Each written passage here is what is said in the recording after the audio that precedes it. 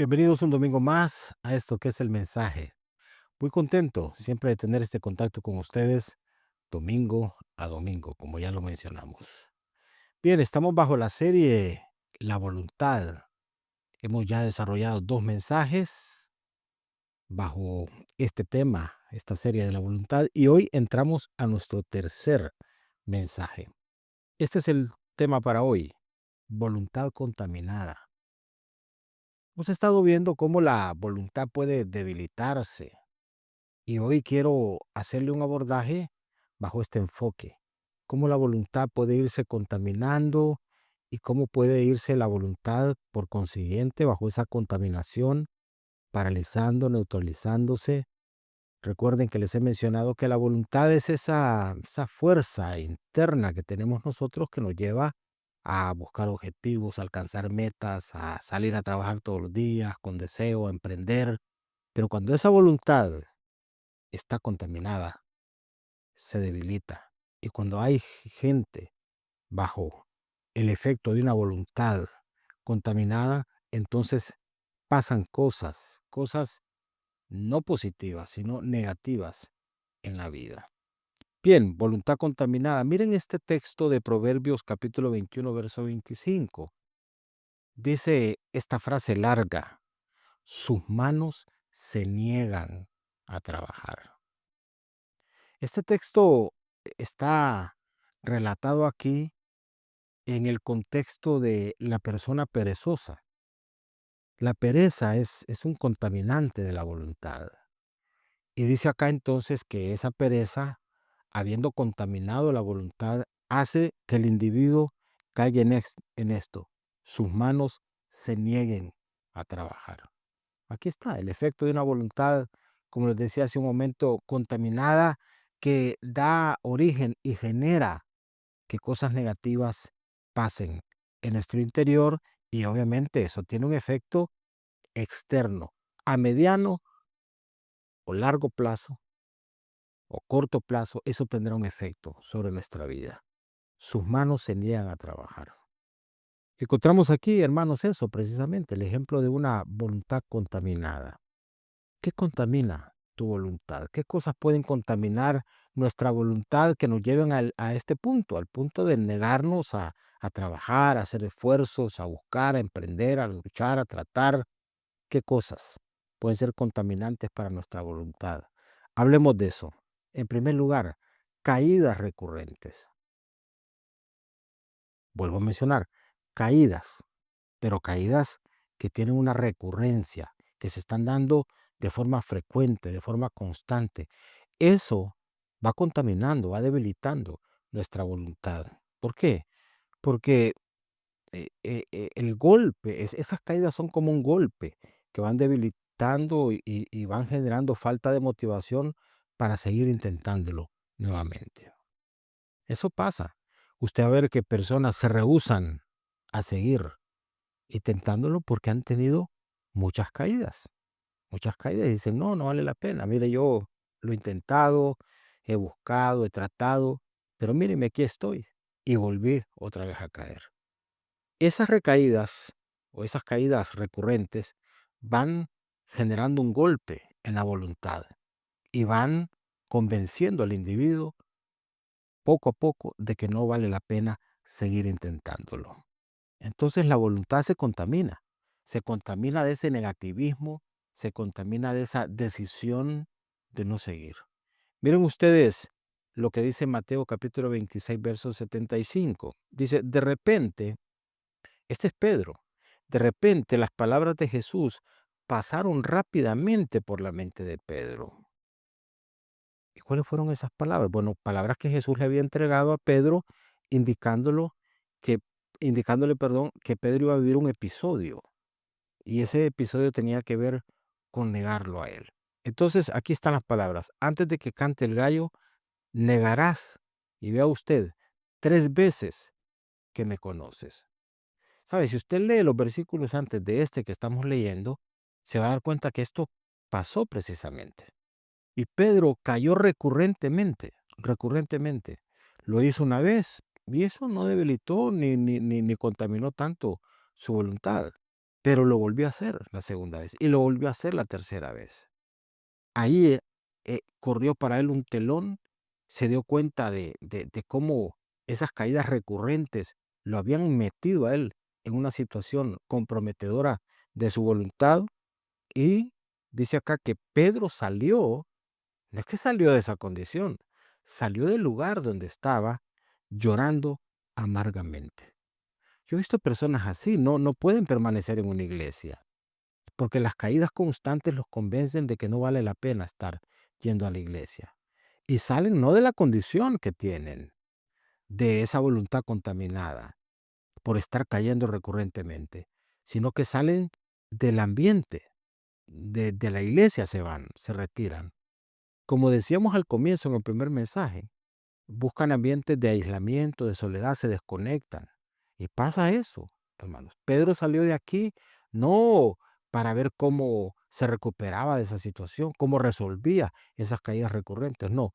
Salió para llorar y hacerlo con amargura en su corazón. ¿Cuántas, hermanos, lágrimas, cuánta amargura en el corazón de muchas personas que han intentado con mucho esfuerzo tratar de salir de una condición y no lo logran? Entonces se convencen a sí mismos y dicen, no vale la pena, no lo voy a seguir intentando, no tiene sentido esto que estoy haciendo, porque he caído no una vez, no dos veces, sino muchas veces. Y me he prometido a mí mismo y le he prometido a los demás que no voy a volver a caer y vuelvo a caer. Esas caídas recurrentes van, como dije hace un momento, debilitando, contaminando nuestra convicción, debilitando nuestra voluntad y entonces nos hace aceptar de que no hay remedio y nos desconectamos, salimos y lo que vamos más bien es hundiéndonos más. Así es, las caídas recurrentes, hermanos, son un elemento que contamina y afecta la voluntad. En segundo lugar, esto otro también es un contaminante de la voluntad, pasiones sin control. ¿Qué quiero decir con esto? Bueno, las pasiones sin control es ceder constantemente a los deseos propios. Tiene un poco que ver con lo que dije hace un momento, porque las caídas recurrentes tienen de fondo pasiones que no se gobiernan, que no tienen control. Entonces nos llevan a estar básicamente respondiendo al deseo que nosotros tenemos por ciertas cosas, por ciertas proclividades, por ciertas prácticas que son deseos nuestros y entonces eso nos hace perder control sobre lo que estamos, sobre nuestras pasiones y nuestros deseos. Y eso también es un contaminante de la voluntad. Miren ustedes este texto de Proverbios capítulo 25, verso 28. Dice, una persona sin control propio, es decir, una persona que no somete a control sus, sus pasiones, sus deseos. Todos tenemos pasión por algo, todos tenemos deseos por algo. Unos hacia unas cosas, otros hacia otras cosas, pero todos, hermanos, todos tenemos proclividades. Pero ¿qué ocurre si uno no tiene control propio? Y note usted, control propio, porque muchos de nuestros esfuerzos están dirigidos a controlar lo que está fuera de nosotros.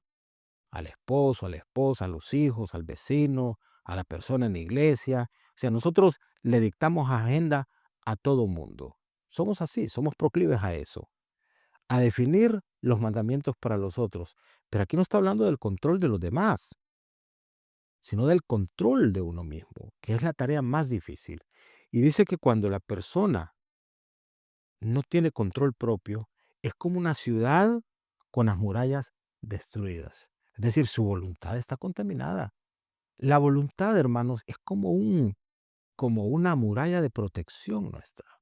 ¿Por qué? Porque cuando hay voluntad, entonces lo que les decía al comienzo del mensaje, uno se mueve, uno emprende, uno avanza, uno trabaja. Pero cuando tú cedes a las pasiones, porque esas pasiones no tienen control, sino que te controlan a ti, entonces tú te debilitas. Y hay asuntos que van contaminando tu voluntad. Producto de esas pasiones, a las cuales te ves sometido constantemente, que tú no le has puesto rienda a eso. Entonces, eres como una muralla, como una ciudad que no tiene muralla, que no tiene límite, que no tiene parámetro, que no tiene protección, pues. Porque estas murallas para las ciudades en la antigüedad significaban protección. Y si tú no controlas, entonces tú te expones y cualquier cosa puede entrar ahí. Es como no tener defensas, vaya, lo voy a decir de esa manera, como no tener defensas en el cuerpo. Las defensas del cuerpo te ayudan a protegerse de infecciones, de cosas que te contaminan. Pero cuando no tienes control es como que no tienes defensas. Tu voluntad está por el suelo y cualquier cosa te puede terminar contaminando y afectando. Eso es así. Entonces, dos cosas he mencionado que tienen que ver con esto, con contaminantes de la voluntad, que pueden terminar enfermándola y debilitándola. Número uno, caídas recurrentes. Estar cayendo constantemente va golpeando tu voluntad al grado tal de que te convences de que no vale la pena seguir intentándolo. Número dos, pasiones sin control. Es decir, que las pasiones te controlan a ti y tú no tienes rienda, no has sometido eso. Entonces te expones y todo te invade, termina invadiéndote porque tú no tienes control. Y número tres, también fuertes presiones. Esto termina afectando y termina contaminando también nuestra voluntad. Las fuertes presiones las vivimos todos. Presiones que sentimos por dentro de cosas que pasan por fuera. Y a eso nos estamos refiriendo con fuertes presiones. Cosas que pasan fuera de nosotros que terminan impactando nuestro interior. Aquí el ejemplo de esto, primer libro de Samuel, capítulo 13, verso 12. Recuerden que mis lecturas las hago de la Nueva Traducción Viviente. Dice acá, así que dije, los filisteos están listos para marchar contra nosotros en Gilgal. Y yo ni siquiera he pedido ayuda al Señor. Mire que todo esto parece que está bien. De manera que me vi obligado. ¿Quién está hablando aquí? Es Saúl. Saúl está viviendo un episodio en su vida que lo lleva a sufrir una fuerte presión. Y esa fuerte presión lo llevó a hacer algo que Dios no le estaba pidiendo que hiciera, que fue un invento de él. Dice, me vi obligado a ofrecer yo mismo la ofrenda quemada antes de que tú llegaras. Le dice a Samuel, que era el profeta, el único que podía ofrecer eso. Y mire entonces cómo la voluntad debilitada, enferma, contaminada, lo puede llevar a uno a hacer lo que no debe de hacer. Porque así es. Cuando uno está afectado, está contaminado, uno no piensa bien, uno no mira bien, uno no siente bien. Ya lo vimos en el caso de Elías, que terminó hasta deseando morirse. Pues aquí Saúl pierde el discernimiento, pierde la perspectiva de las cosas y termina cediendo a la presión que está sintiendo de ver cómo alrededor de él se mueven ejércitos y eso impacta en su voluntad y eso, no controlada esa voluntad, lo lleva a hacer lo que Dios no le ha pedido que haga. Hermanos, muchas decisiones y muchas cosas y pasos que nosotros damos que no están dictados por Dios, que no están dirigidos por Dios y tienen que ver con la reacción nuestra o la reactividad nuestra a la presión que estamos sintiendo por cosas que están ocurriendo en nuestro entorno. Eso puede terminar contaminándote. Recuerda que una de las cosas que le mencioné también en uno de los mensajes es motivos contaminados, lo que te mueve. En este caso, tenemos a Saúl acá con una voluntad que se enfermó, se contaminó, fue alcanzada por esa presión que no soportó. Y una voluntad débil, entonces cede a eso. Saúl era un hombre lleno de complejos. Su voluntad no era una voluntad robusta, no, era una voluntad débil. Y se vio en esta situación que le tocó vivir.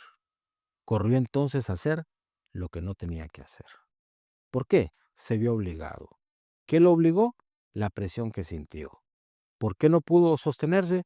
porque su voluntad no era robusta y se contaminó con el efecto de esa presión que estaba sintiendo a su alrededor. Hay que ser cuidadosos, queridos hermanos. Siempre, como decía hace un momento, asuntos externos que escapan a nuestro control van a estar ahí tratando de impactar nuestra voluntad.